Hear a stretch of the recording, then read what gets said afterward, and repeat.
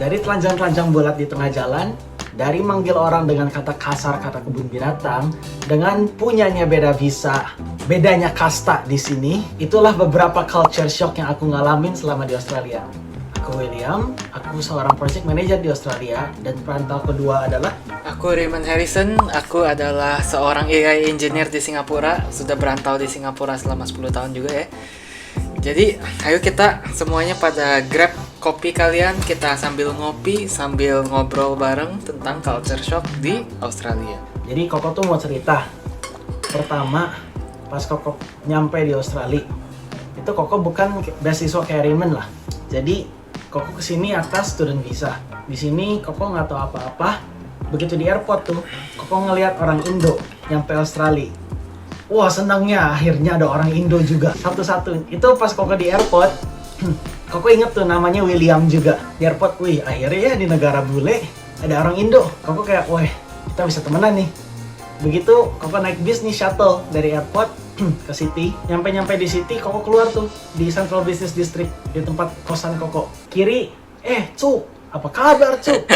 Kanan, jangan Cu. Koko kayak, hah? Ini Australia Indo sih. Tunggu kok. Jadi Koko waktu pertama mulai ke Australia itu pada umur berapa sih? Umur 16 kalau nggak salah. Umur 15, umur 16-an lah. Jadi udah 10 tahun juga ya di Australia ya?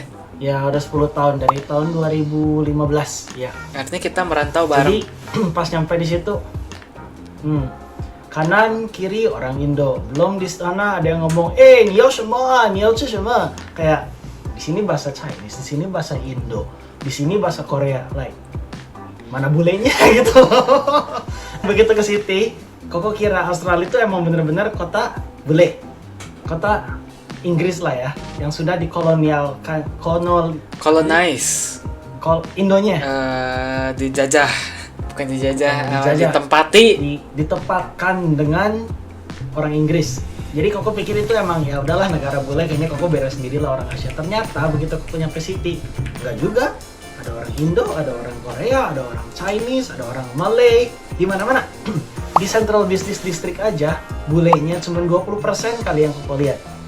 Jadi kayak, lah ini Asia, ini negara, bukan negara Eropa sih, ya mirip-mirip negara Eropa sih, negara bule, kayak nggak ada bule-bulenya gitu. Dikit lah. Jadi di kota kamu lebih banyak orang Asia daripada bule, walaupun gedung-gedung di sekitar semuanya arsitekturnya desain-desain Inggris zaman dulu gitu ya? Enggak, kayak tergantung lah, kota-kota besar kayak Melbourne, kayak Sydney, itu tuh lebih ke multicultural. Jadi maksudnya multicultural, jadi di dalam satu kota itu rasanya banyak, ada yang dari India, ada yang dari Kolombia, ada yang dari Singapura, ada yang dari Indo, ada yang dari mana-mana. Jadi bener-bener rata gitu loh. Nggak semua orang Australia, kayak semua seluruh dunia itu ngumpul di satu negara gitu loh. Itu di Central Business District-nya. Cuman tergantung di daerah-daerah. Kayak kalau di daerah suburb, di perumahan, tergantung perumahannya. Ada perumahan yang khusus orang Vietnam, semuanya orang Vietnam. Ada perumahan nggak khusus Indo, jarang sih. Indo lebih banyaknya di Central Business District. Terus ada yang khusus Chinese. Kemarin Koko pernah tuh tinggal di Box Hill. Kiri, kanan, depan, belakang Chinese semua. Masuk restoran aja orang nggak bisa ngomong Inggris, bisanya ngomong Chinese. Menarik. Padahal itu negara yang ngomong bahasa Inggris ya harusnya ya. Jadi, dan uniknya banyak orang di sini nggak bisa ngomong Inggris. Oh ya? Inggrisnya berantakan.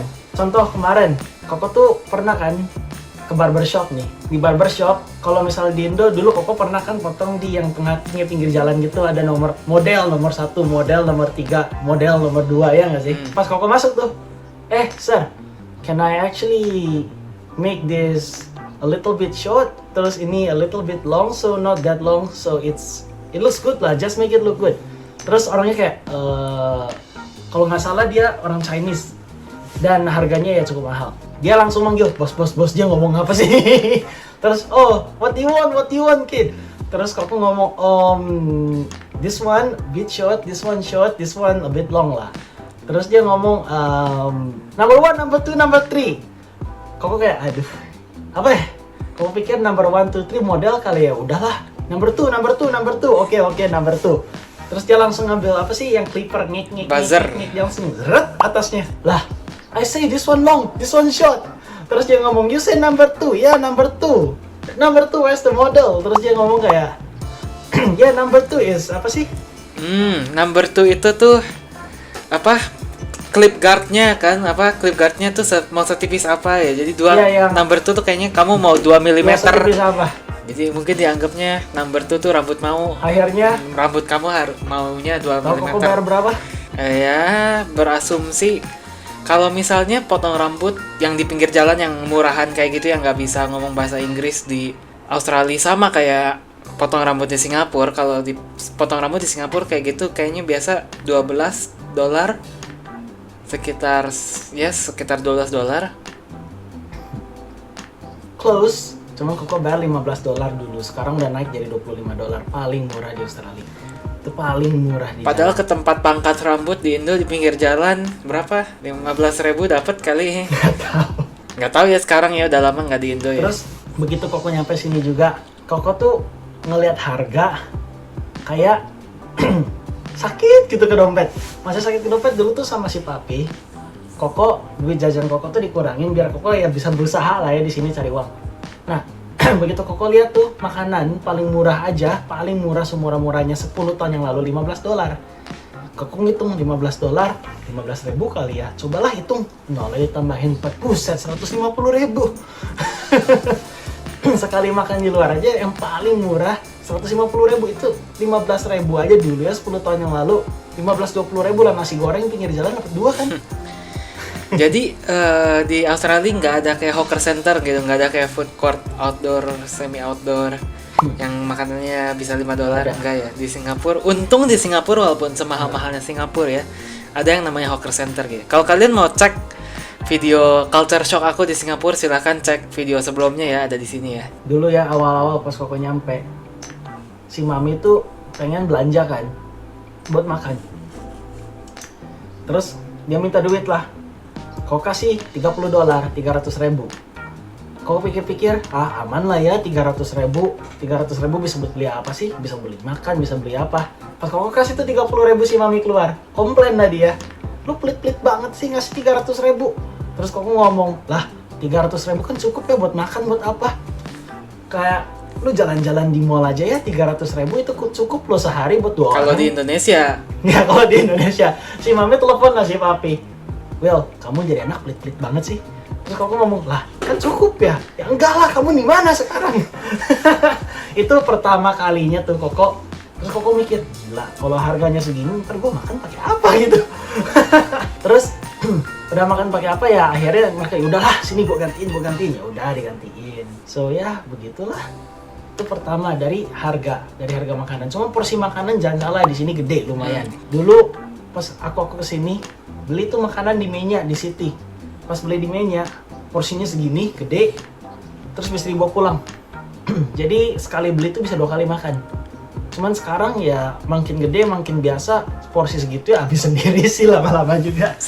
Kalau nggak habis ya lapar lah. Jadi lama-lama di sini jadi tambah gendut ya. Jadi pantas orang-orang sini gede-gede ya. Iyalah porsi makanannya justru gede apa? Itu sama kayak waktu aku di Amerika. Waktu aku di Amerika juga pertama kali ke sana, gila semua makanan sini mahal banget tapi gede gitu. Jadi satu porsi itu bisa disimpan setengahnya buat lunch, setengahnya buat dinner gitu. Bukan cuma dari porsi makan lah. Kayak kemarin. Aku tuh dulu gara-gara kesini tuh ya masih underage. Masih umur 16-17 lah kurang lebih. Aku harus tinggal di tempat namanya student accommodation. Dan aku harus punya yang namanya legal guardian. Legal guardian tuh pengganti orang tua selama aku di sini di bawah umur 18. Jadi pas di bawah umur 18, aku harus punya legal guardian. Dan di atas, setelah jam 9 tank itu, jam 9 sampai jam 9.30, aku harus diawasin sama satpam di depan asrama. Terus satpamnya tuh punya kertas, aku suruh tanda tangan, aku telah tiba di pukul segini gitu loh. Nah, pas lagi curfew itu, pas tiba pukul segini, University Guardian, terus Guardian aku juga kayak gimana ya? Dia tuh kayak ngomong, I know you want your freedom. Aku tahu kamu pengen bebas lah di sini. Jadi lu nggak perlu lo ketemu gue sekali setiap bulan. Mending kamu bebas aja udah. Cuman kalau kenapa-napa gimana ya? Dia nggak mau tahu, dia langsung laporin ke uni. Pernah tuh Koko sekali ada tugas tuh dari kuliah, dan grup mate Koko tuh tinggalnya di perumahan suburb. Jadi Koko otomatis harus tuh ke perumahan ngerjain tugas, balik lagi ke rumah kan. Nah, itu tuh kebetulan pas waktunya bisa nyampe rumah di atas jam 9. Dan Koko tuh udah beberapa kali telat curfew 2 kali. Nah, pas ketiga kali tuh ya Koko telat curfew, Koko datang lah. Koko ngomong sama satpamnya, aku nugas. Terus dia, jadi culture-nya orang Australia itu kadang-kadang mereka, oh if it's not my job, it's not my problem. Kalau misalnya aku harus ngelakuin sesuatu yang lebih, ngelapor ke sini, ngelapor ke situ buat bukti dan lain-lain, itu bukan kerjanya dia, ya mereka nggak mau tahu. Jadi oh it's not my job, it's not my problem. Lu datang jam segini ya berarti lu telat. Nggak mau tahu gua, ngapain gua harus bikin report kasih ke Guardian, lu kurang kerjaan banget. Kerjaan gua masih banyak gitu loh. Jadi akhirnya Koko dipanggil sama sekolah. Ampar tuh di cancel COE Koko. COE itu confirmation of enrollment. Terus Koko ngomong lah sama itu, kenapa lu telat? Koko ngomong lah, gua nugas. Ini deadline gua jam segini, tanggal segini, aku harus nugas di rumah temen, jadi aku harus gimana? Terus ngomong, oh lu nugas, kenapa lu nggak ngomong sama legal guardian? Ya legal guardian gue nggak mau tahu. Jadi legal guardian gue tuh nggak peduli sama kamu sama sekali gitu. Dia cuma mau terima duit Nggak gitu. peduli. Cuma mau terima duitnya doang. Soalnya dia setiap bulan pasti dibayar kan buat ngawasin kamu, ngawasin ya. Iya, ngawasin. Jadi ya not my job, not my problem, nggak mau tahu. Akhirnya oh ya lu nugas, ya udahlah. Artinya orang Australia itu pemalas, betul nggak? Kalau aku bilang gitu. Yes and no. Atau mungkin pemalas Yes dalam hal terutama bule. Nggak tahu ya. Yes and no maksud Koko. Yes kalau misalnya itu bukan sesuatu dari kerjaan mereka. No kalau misalnya itu emang kerjaan mereka. Kalau misalnya itu emang kerjaan mereka, tergantung orangnya. Cuman kalau misalnya itu bukan kerjaan mereka, kayak kemarin tuh satpam kan tugasnya buat jaga. Sama ya udahlah lu mau tanda tangannya tanda tangan. Bukan tugasnya dia buat ngelaporin ke Guardian, ngasih barang bukti, oh ternyata ini tuh emang benar ngerjain tugas. Gara-gara itu bukan kerjaan dia, lah itu bukan kerjaan gue, yang kenapa gue harus kerjain gitu. Itu salah satu culture di Australia. Kayak not my job, not my problem. Terus di jalan juga, kalau Australia, kemarin tuh Koko masukkan dulu ke kelas college. Ada dosen Koko namanya John Love. Nah, dosen Koko itu umurnya udah 60, udah putih semua lah rambutnya. Pernah tuh Koko sekali pas awal-awal, Koko tuh manggil Sir. Hey Sir, ini tuh gimana cara kerjainnya? Ini tuh gimana cara kerjainnya? Gak diwaro sama dia. Terus beberapa kali Koko panggil, dia langsung marah ke Koko. Hey, do you know I have a name? Terus ngomong, yeah. Do you know what's my name? Koko ngomong, John. Yeah, my name is John Love. It's not Sir or Ma'am or something else. I have a name. And can you please call me by my name? Koko ngomong, Koko nggak biasa ya. Koko nggak biasa ya manggil orang yang jauh lebih tua, terutama dosen Koko sendiri, langsung pakai nama kayak, hey John, sini John. Johnny, sini Johnny. Malah mereka lebih suka kalau misalnya kita punya kayak affectionate name lah, kayak contoh John dipanggil Johnny. Terus Bravo dipanggil, Bra, sini Bra. Mereka lebih suka digituin.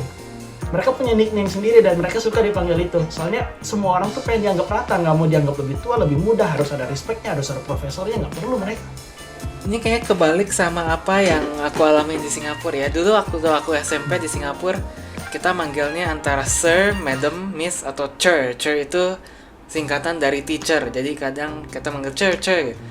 Waktu itu aku pernah, Singapura itu kan masih negara Asia ya, jadi konotasinya tuh masih lebih konservatif gitu. Jadi mungkin dibanding Australia beda. Soalnya waktu itu aku pernah lagi ngobrol sama teman-teman aku lagi SMP tuh. Kita ngomongin, anggap gurunya namanya David gitu ya. Kita ngomongin, si David bla bla bla bla bla gitu. Terus ya kita kata-kata, terus si Mr. David ini berdiri lagi lewat di belakang. Dia langsung ngomong, I'm not your friend, don't call me David gitu. Who's David? Who's David? Your friend? Yeah, call me by my respectful title, sir, gitu, atau something. Tapi yang anehnya lagi, di Amerika, waktu aku sekolah di Amerika, mereka culture-nya makin beda lagi. Soalnya aku waktu itu ada program exchange ke Berkeley ya. Jadi aku sekolah di Berkeley, di mana Berkeley itu ada di California. Dan California ini adalah sebuah state yang liberal ya, bisa dibilang liberal. Jadi menurut mereka sangat menganjung tinggikan budaya LGBT kayak gitu ya. Waktu itu aku lagi di kuliah. Udah gitu udah beres lecture. Aku ngomong lah ke profesornya ya, thank you prof. Nah kalau di Singapura kan kita suka manggil profesor prof ya, soalnya ya kayak profesor prof gitu, thanks prof. Terus langsung ada satu murid berdiri gitu, did you just assume their gender? Ketawa dong gue, ketawa dikit dong. Ini lagi ketawa. Nah udah dia berdiri, did you just assume his gender? Dia kira aku manggil profesornya tuh bro. Soalnya profesornya itu cewek, yang ceweknya tau gak sih yang rambutnya dicepak gitu, yang mungkin ada konotasi sedikit ke orang lesbi gitu. Langsung orangnya ngambek. Udah gitu aku ngomong, oh no. What I said was prof is short for professor gitu. Aku jelasin prof itu kependekan dari profesor. Terus dia oh oke. Iya. Di Amerika juga kayaknya lebih harus manggil namanya ya. Walaupun orangnya mungkin lebih tua atau lebih senior dari kita. Tapi nggak tahu ya, aku cuma di Amerika selama 2 bulan, jadi aku nggak bisa ngomong secara pasti lah keseluruhannya gimana. Tapi kalau kalian mau tahu culture shock yang aku alami waktu di Amerika juga, silahkan mungkin di komen di bawah, mungkin kita bakal buat suatu hari ya. Terus also di public. Kemarin ini tuh orang-orang di public, terutama bule yang udah lama di sini atau enggak ABC, Australian Born Chinese, Australian Born like FOB dan lain-lain gitulah. FOB mah fresh off the boat. Cuman orang-orang di sini tuh mereka kayak nggak punya filter. Maksudnya nggak punya filter, kayak sama orang nggak kenal aja ngomong, motherfucker, what are you doing, mate? Gitulah. Jadi kayak kalau misalnya mereka nggak suka sesuatu, mereka pasti teriak-teriak di jalan. Australians are angry. Bukan cuma kayak gitu doang. Kayak contoh eskalator. Di sini juga ada nih tata tertibnya di eskalator. Kalau kayak di Singapura tuh Raymond. Jadi di eskalator Australia, kalau misalnya kamu mau nyantai-nyantai diem di eskalator megang itu sebelah kiri. Di sebelah kanan itu tuh buat orang jalan ke atas. Jadi kalau misalnya di Indo contoh ya, lu naik eskalator aja, lu diem di mana-mana ya nggak masalah. 2 orang diem di satu tempat kayak gitu kan nggak masalah ya. Koko pernah tuh duduk pas nyampe, Koko diem, nah ini belah kiri penuh banget ngantri, belah kanan kosong nih, gimana ya udah, Koko berdirilah di sebelah kanan kayak begini.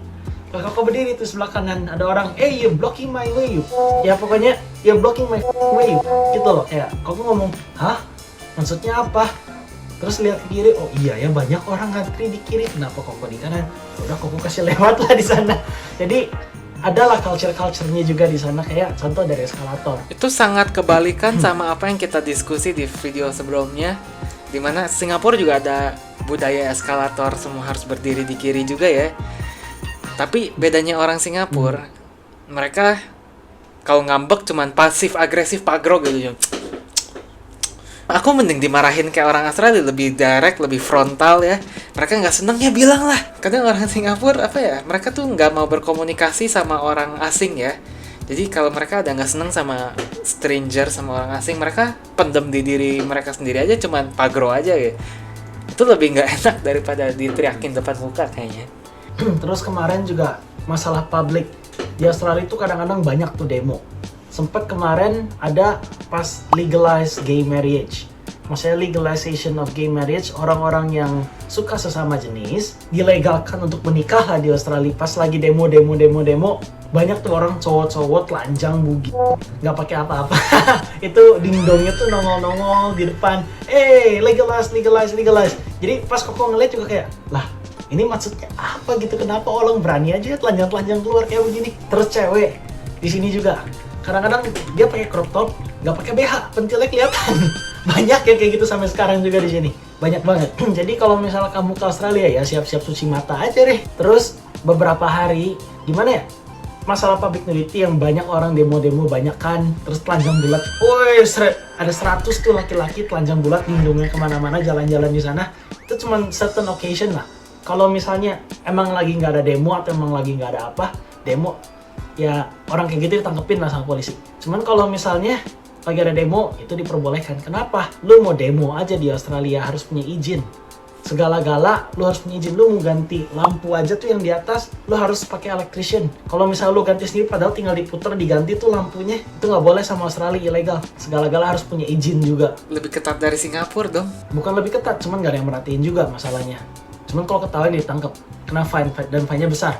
Terus tahu kan di jalan tuh ada sidewalk, ada kiri, ada kanan, terus ada jalan di trotoar. Di trotoar tuh ada kiri, ada kanan kan. Kalau orang mau ke depan, lo harus di kiri.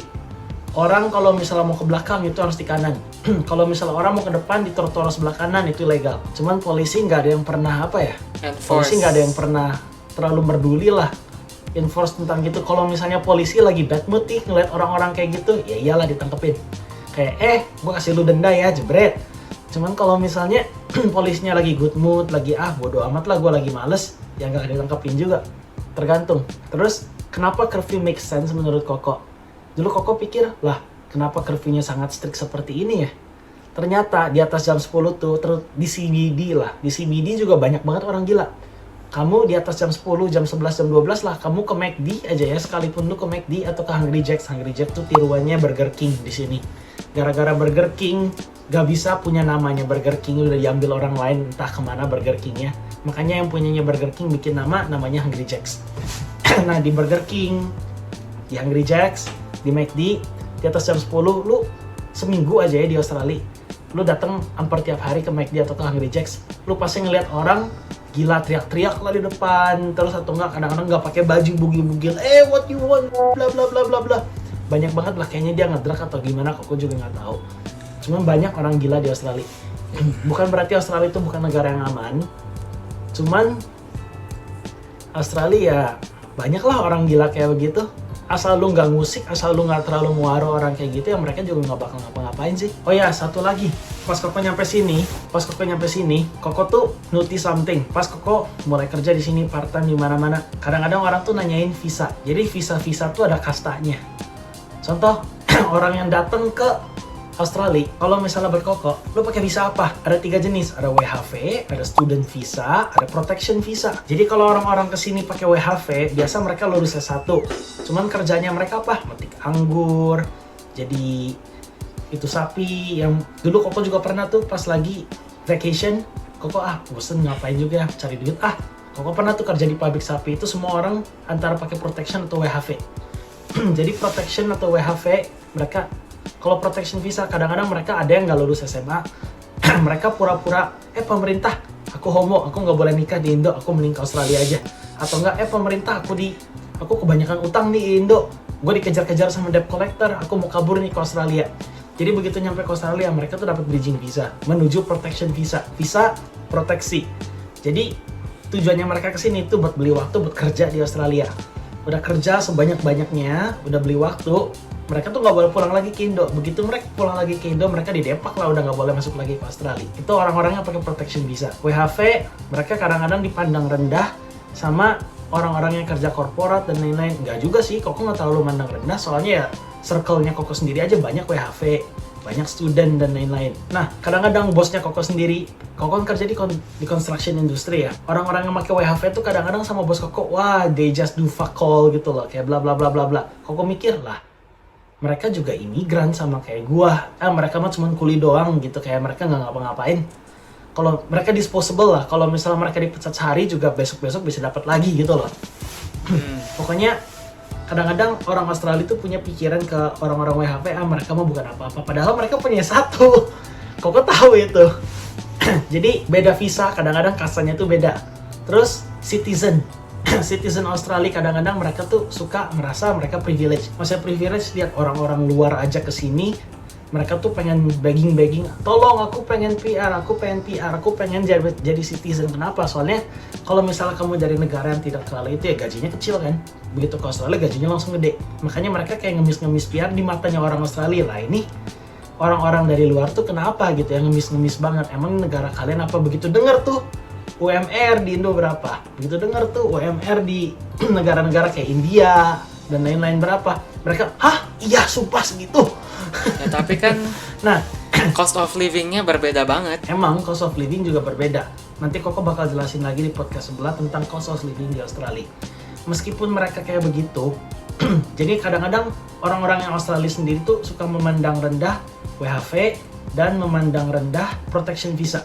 Terutama bos-bos di industri. Cuman kalau student-student nih yang belum terlalu yang belum terlalu tahu lah ya maksudnya kayak gimana, mereka sih ya friend-friend aja gitu ya. Koko juga sebagai international student dulu, Koko kayak oke, WHV full protection Koko nggak peduli sih, ya udah nggak masalah. Malah dulu Koko tuh pernah ikut grup WHV road trip tuh ke Mount Buller, bukan Mount Buller, ke Falls Creek. Terus pas Koko ikutan road trip tuh, Koko main salju bareng, lempar-lemparan lah, cerita-cerita lah apa. Terus bongkar mobil sama mereka bareng-bareng. Terus mereka tuh ngomong, lu pakai visa apa? Koko ngomong, student.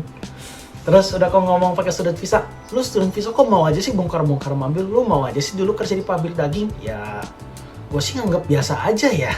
Soalnya mereka tuh tahu gitu, employer-employer yang citizen kadang-kadang tuh nganggap mereka rendah, padahal mereka punya S1 dan mereka nggak tahu apa-apa gitu loh.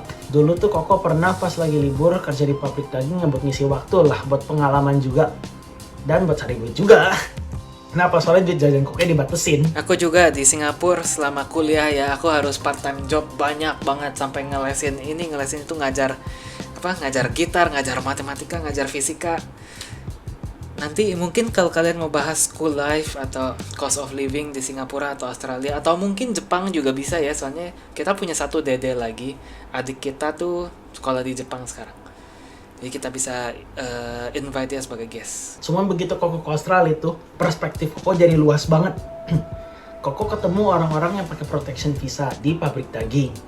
Koko tahu gitu ya, perspektif orang-orang yang middle to lower class Indonesian tuh kayak gimana. Yang emang mereka bener-bener pengen ngebuktiin, oh iya aku bisa cari duit dari luar negeri, aku boleh ke Indo, aku merantau, kerja sekeras mungkin, udah gitu pulang lagi ke Indo buat ngebangun usaha.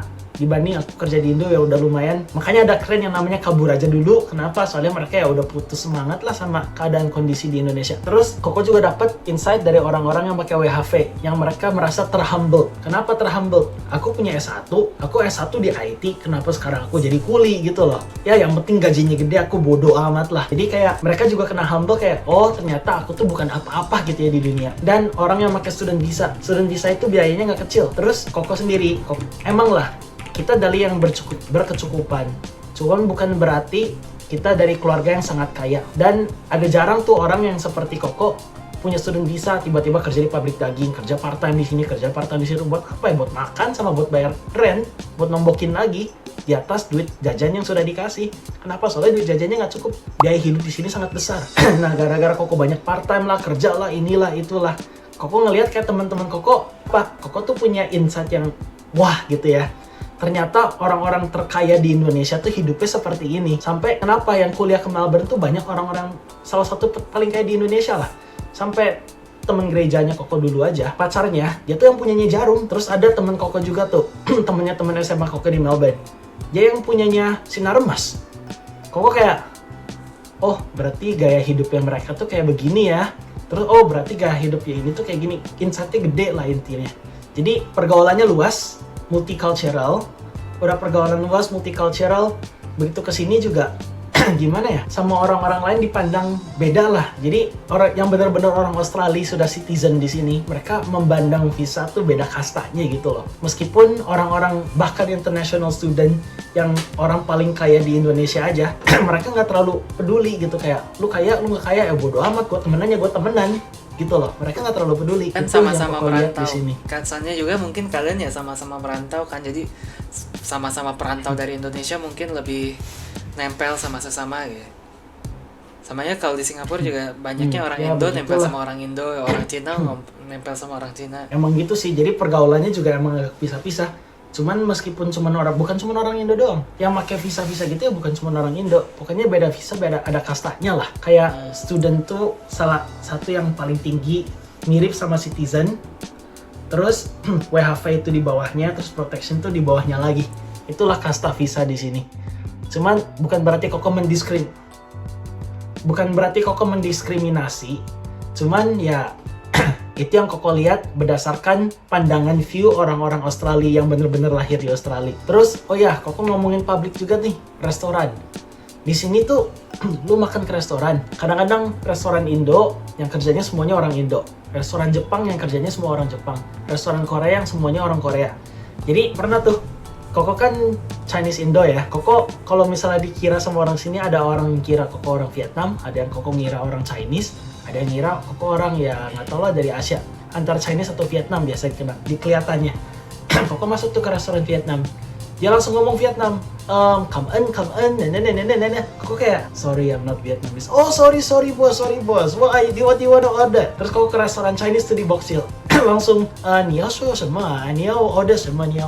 Kok kayak, sorry I'm not Chinese, I cannot speak Chinese. Oh you not Chinese? Okay, sorry, what do you wanna order? Terus Koko udah tahu tuh itu, Koko masuk ke restoran Indo. Anehnya, orang-orang di restoran Indo ngomong, what do you wanna order? Kok ngomong, ayam geprek satu. Oh Indo juga. Oh Indo ya, iya ayam geprek satu, siap kecapnya banyakin ya, ya begitulah. Mungkin orang Indo mukanya lebih generik ya, lebih susah bedain lah. Jadi ya kalau biar aman pada ngomong bahasa Inggris aja kalau di restoran Indo. Enggak. Kalau misalnya temen Koko tuh si Rizky, dia masuk ke ayam penyet Ria, masuk ke The Penyet, the Cendol. Dia masuk, Pak, order apa Pak? Koko kayak, bro, gue Indo tuh. Kadang-kadang mengenai censorship, di sini tuh showing public display of affection tuh lumayan normal. Jadi begitu lu nyampe di sini nggak satu hari aja ya, lu jalan-jalan di tengah orang cipokan makeup gitu ya di tengah jalan banyak. Udah sering Koko lihat, lah ini orang kenapa cipokan kayak gitu tengah jalan ya? Nggak semua orang kayak gitu, cuman banyak lah orang yang di tengah jalan kayak cipokan begitu. Doang. Banyak banget. Apalagi hari Jumat. Cipokan doang, tahu nggak di Amerika aku lihat apa? Holok. Di depan WC. Mereka emang lebih ekstrim lah. Cuman apa orang cipokan di tengah jalan udah banyak lah. Kalau di klub ya oke lah di klub. Ini mah di tengah jalan, Rey.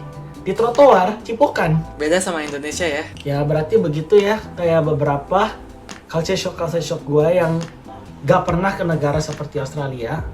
Dari Indo tiba-tiba masih bocah tengil kayak gitu, umur 15 jebret masuk ke sini. Kayak gimana? Dan kalau misalnya kalian pengen lebih tahu tentang culture Australia, culture Singapura, di Jepang, di Amerika, terus ada beberapa negara-negara lain juga yang kita bakal podcastin, dan beberapa negara-negara lain juga yang sudut pandangnya sedikit berbeda lah. Nanti juga gue bakal jelasin dari cost of living di sini, gaji rata-rata di sini, cara dapat visa, cara dapat beasiswa ke sini juga gue lumayan tahu lah ya.